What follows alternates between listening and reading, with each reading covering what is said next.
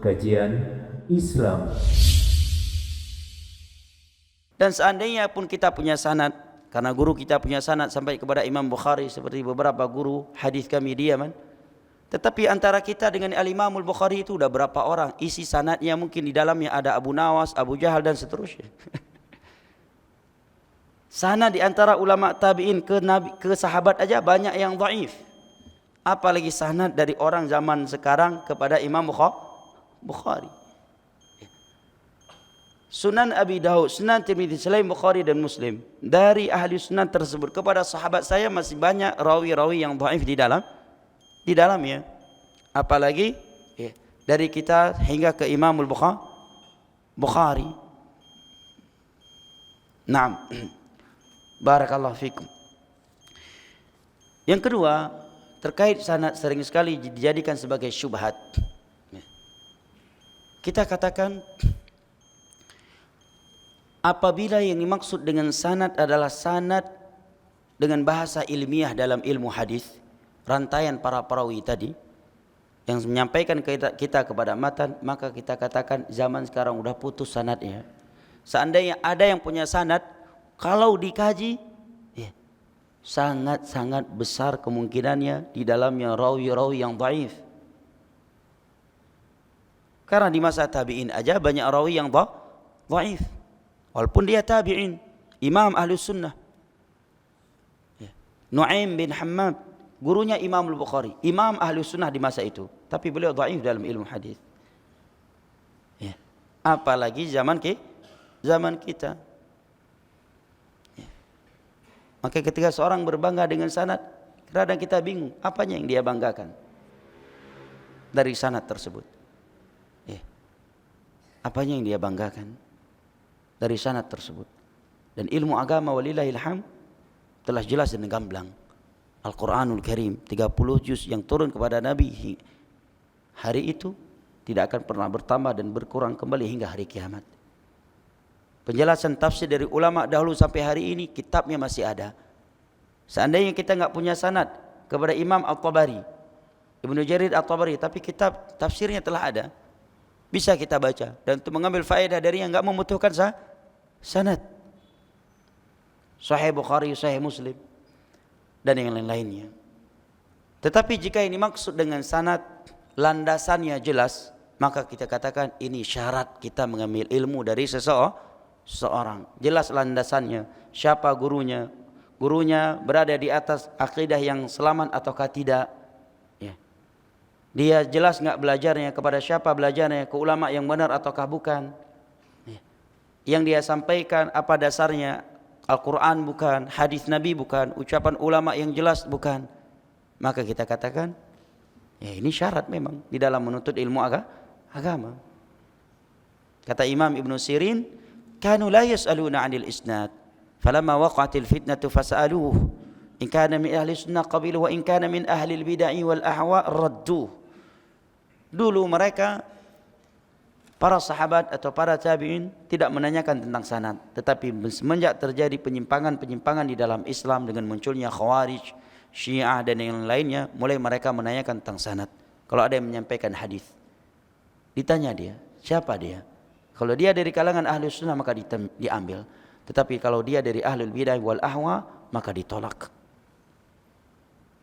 Nah, maka jika ini maksud dengan sanad dengan makna yang seperti ini, kita katakan ini bahkan syarat kita di dalam menuntut ilmu agama. Baik ikhwan al-kiram wa akhwati al-karimat, kita tidak membahas sanad ya. Kalau di Yaman itu awal-awal belajar Sahih Muslim dengan Syekh Abdurrahman, perawinya dibahas.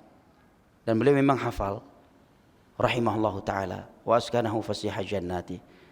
Beliau meninggal dunia di depan pintu Masjid Darul Hadis, diberondong dengan AK-47 oleh 3 orang laki-laki, salah satunya anak muda yang hafidh 30 juz Al-Quran. Ya, sering pakai jubah. Enggak ada kaitannya tentunya jubah dengan pembunuhan. Dan dia imam di salah satu masjid besar di kota Aden, Yaman. Karena telah tersesatkan ya, dan dia telah mengikuti pahamnya Khawarij, ISIS, Al-Qaeda dan semisal dengannya. Ya. karena ditarbiyah oleh ikhwan muslimin yang ada saat itu. Sedangkan Syekh selalu membantah mereka kaum Khawarij dan selalu menasihati masyarakat Yaman untuk tidak melakukan pemberontakan dan demo terhadap penguasa, dan itu tidak mereka ridhoi. Sehingga Syekh ketika mau salat, ya, datang 3 orang dengan senjata lengkap. Beliau kira tamu karena memang di sana bebas senjata. Begitu beliau balik, beliau mengatakan nanti kita jumpa pada zuhur. Begitu beliau mau naik, langsung diberondong. Nah, kalau beliau bahas awal-awal Sahih Muslim, seakan hadis seperti hadatsana Makki bin Ibrahim. Beliau bahas tuh Makki bin Ibrahim punya anak sekian orang. Anak yang pertama namanya ini. Dari sekian anaknya itu hanya si fulan yang menjadi ahli hadis. Ayahnya itu demikian. Bin fulan. Ini ucapan-ucapan mutiaranya. Itu boleh hafal. Pindah lagi, akhbarana Abdullah bin Sa'id. Abdullah bin Sa'id kunyahnya fulan dan fulan. Dia memiliki sekian anak. Ini ucapan-ucapan mutiara dari dia. Ini beberapa gurunya dan ini beberapa muridnya yang terkenal. Itu hafal beliau. Nah, kita tidak membahasnya. Kenapa? Karena beberapa alasan. Yang pertama, karena kejahilan anak. Ini alasan yang paling utama tentunya. Karena kedangkalan ilmu anak tentang hal ini. Yang kedua, karena waktu kita yang terbatas, maka kita fokus kepada isi matan. Baik, dari Abdullah bin Abbas radhiyallahu anhuma, Nabi SAW mengatakan, ada 2 nikmat yang banyak dari manusia merugi di dalamnya. Lihat bahasa Nabi. Nikmat, 2 nikmat yang mereka merugi di dalamnya. Mestinya yang namanya nikmat mendatangkan keuntungan dan keberuntungan. Ini justru mereka merugi dengan 2 nikmat tersebut. Apa saja? Yang pertama, as-sihhatu wal faragh. Nikmat kesehatan dan nikmat waktu luang. Apabila kita mendengar hadis yang seperti ini jamaah, utarakan kepada diri kita sendiri, jangan ke orang lain. Saya sendiri dan antum semua, ikhwanil kiram wa akhwati al-karimat, rahimani Allah wa iyyakum wa baraka fikum. Hendaknya hadis yang seperti ini kita utarakan kepada diri-diri kita sendiri, jangan ke orang lain. Sudah berapa atau sudah seberapa maksimal kita menggunakan waktu dan nikmat kesehatan kita untuk Allah Jalla wa Ala? Atau jangan-jangan nikmat kesehatan dan nikmat waktu luang yang Allah berikan kepada kita justru lebih maksimal kita gunakan untuk maksiat dan perbuatan yang sia-sia. Dan dari umur yang telah Allah berikan kepada kita, sudah berapa tahun kita menyembah Allah dengan benar? Dan sudah berapa tahun kita bermaksiat kepadanya? Demi Allah, umur dan kesehatan yang Allah berikan kepada kita itu masih amat sedikit kita gunakan untuk beribadah kepadanya. Allah Jalla wa Ala berfirman di dalam surat Fatir, awalam nu'ammirkum ma yatadhakkaru fihi man tadhakkara wa ja'akumun nadhir. Bukankah kami telah memberikan untukmu umur yang cukup panjang, umur yang panjang, sudah cukup untuk kalian mengingat Allah, dan telah datang kepada kalian pembawa peringatan. Sebagian ulama tafsir menyatakan umur yang sudah cukup panjang, mestinya kalian sudah mulai mengingat Allah 17 tahun. Umur 17 tahun itu sudah cukup panjang. Itu pendapat sebagian ulama tafsir, dinukilkan oleh Imam Ibnu Katsir. Kenapa? Karena semenjak orang berumur baligh, dia sudah punya akal, dia bisa berpikir, dan sudah mulai dicatat untuknya seluruh apa yang dia lakukan dari kebaikan atau kejelekan. Prinsip ini harus antum tanamkan kepada anak-anak antum jamaah yang sudah baligh. Karena tingkah laku sebagian pemuda kaum muslimin mengesankan kalau dia masih tinggal sama orang tua, belum nikah, masih dibiayai oleh orang tuanya, seakan-akan dosa-dosa yang dia lakukan itu orang tuanya yang bertanggungjawabkannya. Betul enggak? Kesannya seperti itu dari gaya hidup dan tingkah laku sebagian anak-anak muda kaum muslimin. Dia enggak sadar bahwa semenjak dia berumur baligh, seluruh dosa yang dia lakukan baik di dalam rumahnya atau dosa yang di luar rumahnya itu akan dituliskan sebagai dosanya. Itu dituliskan sebagai dosanya. Bukan orang tuanya yang diperkarakan dengan dosanya tersebut. Sehingga sebagian anak kaum muslim mulai dewasa, mulai cinta ibadah kalau udah nikah, kalau udah punya anak, kalau udah pisah dengan orang tua. Maka ingatkan anak kita jemaah. Di saat kita sudah melihat dia baligh, bahkan di saat dia sudah mumayyiz, sekalipun kita sampaikan kepada, nak ingat, ayah dan umi hanya bisa memberikan nasihat, nak. Hanya bisa memberikan nasihat. Ibadah yang kamu lakukan itu untuk kamu. Dan apabila kamu melakukan dosa, hanya Allah yang bisa menghalangimu. Dan itu ditulis sebagai dosamu. Baik ayah umi tahu ataukah tidak. Wala taziru waziratun wizra ukhra. Suatu jiwa itu tidak akan memikul dosa yang dilakukan oleh jiwa yang lain. Bayangkan jamaah yang dimuliakan Allah. Antum pernah dengar insyaallah nama seorang ulama di masa tabi'in atau tabi'ut tabi'in, Fudail bin Iyadh. Fudail bin Iyadh ini perampok besar sebelum taubatnya. Perampok padang pasir. Di masa itu jangankan bermasalah dengan beliau, bermasalah dengan orang yang dekat dengan dia aja orang ketakutan. Mendengar nama dia saja orang udah getar-getir. Perampok besar. Dan bertobat kepada Allah di saat ia mendengar satu ayat dari surat Al-Hadid ayat ke-16 dan beliau sedang merampok. Seketika itu beliau jatuh dari tembok rumah yang beliau panjati untuk merampok dan langsung hijrah. Bukan langsung berdakwah ya, dan menjadi moderator. Apa yang beliau lakukan begitu beliau hijrah? Pergi ke Masjidil Haram. Ngapain? Jadi moderator Imam Masjidil Haram? Bukan. Duduk bersimpuh di bawah kaki para ulama menuntut ilmu agama dan beribadah kepada Allah. Ayat apa yang beliau dengar? Ayat ke-16 dari surat Al-Hadid. Alam ya'ni lil ladzina amanu an takhsha qulubuhum li dzikrillah wa ma nazala minal haqq wa la yakunu kal ladzina utul kitaba min qablu fatala 'alaihimul amadu faqasat qulubuhum wa katsirum minhum fasiqun. Bukankah sudah saatnya bagi orang-orang yang beriman,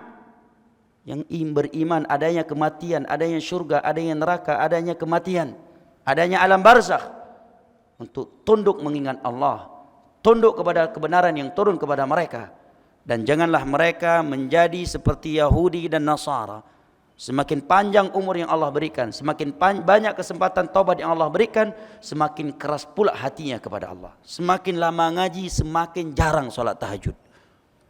Semakin lama ngaji, semakin jarang menangis di hadapan Allah. Ini menunjukkan ya, kita semakin jauh dari hidayah. Di awal-awal ngaji mudah menangis kalau baca Al-Quran. Di awal-awal ngaji disiplin sholat tahajud. Mudah menangis kalau mengingat dosa yang pernah ia lakukan. Begitu sudah 10, 15, 20 tahun ngaji, ya, seakan-akan ibadah menangis di hadapan Allah itu hanya untuk orang-orang yang baru hijrah. A'yadzan billah. Beliau langsung jatuh dan bertobat kepada Allah. Setelah beliau bertobat hingga menjadi ulama, disebutkan hampir setiap kali salat beliau menangis, mengingat dosa-dosa yang pernah beliau lakukan sebelum taubat. Karena seorang mukmin walaupun dia wajib optimis, dia yakin dengan ampunan dan janji-janji Allah, tetapi dia juga harus selalu merasa takut terhadap ibadah-ibadah yang ia lakukan. Jangan-jangan belum diterima dan jangan-jangan taubatku belum sempurna, sehingga selalu dia memperbaharui taubatnya dan selamat dari sifat ujub dan bangga diri. Nah, sekarang coba kita tanyakan kepada diri kita, semenjak kita berumur baligh sehingga hari ini, nikmat kesehatan dan nikmat waktu luang yang Allah berikan kepada kita, dominannya telah kita berikan di jalan maksiat atau kita tuangkan di jalan ketaatan? Kalau kita jujur, kita akan menjawab lebih banyak kepada maksiat, ya Ustaz, saya dan Anda. Maka dengan ada majelis dan hadis-hadis seperti ini dibacakan kepada kita, kita menjadi tertegur jemaah. Ni'matani maqbunun fihima katsirun minan nas. Saya bacakan nasihat Syekh Utsaimin, dengannya kita akhiri majelis ilmu agama kita. Baik. Kata beliau, Allahu Akbar. Sadaqar Rasul sallallahu alaihi wasallam. Allahu Akbar. Sungguh benar apa yang Nabi SAW sabdakan. Ini Syekh Muhammad bin Shalih Al-Utsaimin. Inna hataini ni'mataini lamaghbunun fihima katsirun minan nas. Sungguh dua nikmat ini telah membuat banyak dari manusia merugi dengannya. Mestinya mereka beruntung dengan dua nikmat tersebut. Fa inna katsiran minan nas qad adha'ahuma. Sebagian manusia telah menyia-nyiakan dua nikmat ini. Tamdhi alaihi al-ayyamut tawilah. Hari-hari yang begitu panjang melewatinya, wa huwa sahihul badan, dan badannya pun sehat, farigh, dan dia sebagai pengangguran. Walaupun seorang disebut sebagai pejabat, disebut punya pekerjaan yang cukup banyak, kalau dia tidak beribadah kepada Allah, dialah pengangguran yang paling buruk di dunia ini. Dialah pengangguran yang sesungguhnya. Wa ma khalaqtul jinna wal insa illa liya'budun. Tidaklah aku menciptakan jin dan manusia kecuali untuk beribadah hanya kepada aku. Nah, maka jamaah yang dimuliakan Allah, agar waktu dan kesehatan yang Allah berikan kepada kita bermanfaat, kita gunakan untuk ibadah-ibadah yang Allah anjurkan, yang wajib, yang sunnah. Bahkan hendaknya ketika kita melakukan hal-hal yang sifatnya mubah asalnya, usahakan bisa berubah menjadi ibadah. Disebutkan sebuah ucapan ulama oleh Syekh Muhammad bin Shalih Al-Utsaimin dalam Syarah Al-Arba'in. Kata beliau, ibadatu ahli al-ghaflah 'adah, wa 'adatu ahli ibadah ibadah. Jadikan kaidah ini dan pedoman dalam kehidupan kita jamaah yang dimuliakan Allah. Ibadah orang-orang yang berada di dalam kelalaian itu bisa berubah menjadi sebuah adat kebiasaan. Sedangkan adat yang hukum asalnya mubah bisa berubah menjadi ibadah, bernilai ibadah tatkala yang melakukannya adalah ahli ibadah. Masih kurang nyambung ya? Maksudnya begini. Ada aktivitas-aktivitas ibadah yang semestinya kalau seorang melakukannya itu bernilai ibadah, dia mendapatkan pahala. Tetapi karena dia lupa berniat melakukan hal tersebut karena Allah sebagai bentuk menjalankan perintah Allah, akhirnya hilang pahala ibadahnya. Contohnya dia salat Jumat, tidak hadir di dalam hatinya karena kelalaian yang luar biasa. Mungkin saja kata para ulama, karena kelalaian yang luar biasa dari seseorang, aktivitas ibadah menjadi aktivitas biasa yang dia lakukan tanpa menghadirkan niat bahwa dia akan melakukan ibadah yang Allah perintahkan. Ya, saya ke masjid setiap hari Jumat karena ini adalah kebiasaan laki-laki. Puasa di bulan Ramadan, ya itu rutinitas tiap tahun. Akhirnya hilang pahalanya. Seandainya ini tidak tergambar di hati kita, kok ada orang yang seperti itu, alhamdulillah. Semoga Allah selamatkan kita dari kelalaian yang seperti itu. Tetapi sebaliknya, aktivitas-aktivitas yang sifatnya bukan ibadah, mubah, makan, minum, wisata kuliner, jalan-jalan dengan anggota keluarga, atau menemani kawan ya, mencari suatu kebutuhan, ini hukum asalnya mubah. Makan, minum bisa berubah bernilai ibadah tatkala yang melakukannya ahli ibadah. Antum misalkan punya program setiap weekend selain menuntut ilmu agama adalah wisata kuliner atau ya traveling dengan anak keluarga, dengan anak-anak dan istri. Antum niatkan ini saya lakukan untuk menghibur mereka, untuk membahagiakan mereka karena Allah dan Rasulnya yang memerintahkan ke aku membahagiakan anggota keluarga. Semoga dengan ini aku mendapatkan pahala. Menjadi ibadah. Pergi dan pulangnya ente wisata kuliner, traveling bisa ibadah. Selama tidak dilakukan dengan cara maksiat.